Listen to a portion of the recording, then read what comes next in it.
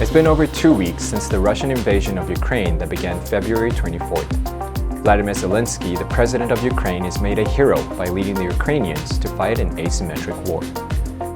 Retired U.S. Navy Admiral, former Superior Allied Commander of NATO, Dean Emeritus of the Fletcher School of Law and Diplomacy at Tufts University, Chair of the Board of the Rockefeller Foundation, and now Bloomberg's opinion columnist James Stavridis said, "The Russians felt they could bend the neophyte politicians to their will, demanding concessions on Ukraine's freedom to join the Nordic Atlantic Treaty Organization, its relationship with the European Union, and the nation's trade priorities.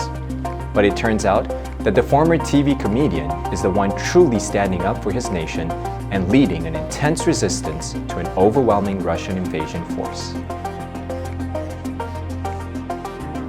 Zelenskyy was born on January 25, 1978. He grew up in Kryvyi Rih, a major city in a mainly Ukrainian-speaking region in central Ukraine. He obtained a degree in law from the Kyiv National Economic University. He then pursued comedy and created the production company Kvartal 95, which produced TV shows including Servant of the People, in which Zelenskyy played the role of President of Ukraine. This series aired from 2015 to 2019 and was immensely popular.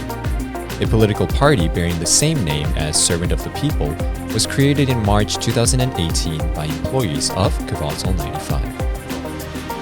On the evening of 31st December 2018, Zelenskyy announced his candidacy for the 2019 Ukrainian presidential election. He then won the election with 73.2% of the vote, defeating the incumbent president Poroshenko. As president, Zelenskyy has been a proponent of e-government and unit between the Ukrainian and Russian-speaking parts of the country's population.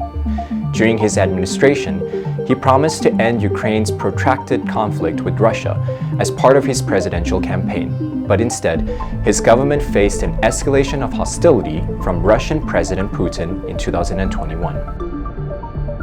Zelenskyy's strategy during the Russian military buildup was to calm the Ukrainian populace and distance himself from an imminent war, while also calling for security guarantees and military support from NATO to withstand the threat. Once the invasion began, Zelenskyy declared martial law across Ukraine and a general mobilization of the people, displaying great leadership during the hard times.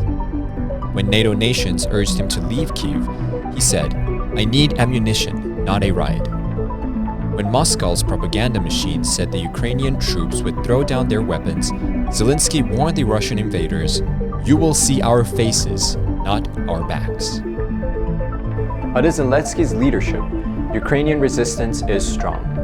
Even with pro-Russian enclaves in the east, the Ukrainians know that they are not just fighting for their children, parents, and spouses, but more importantly, for freedom.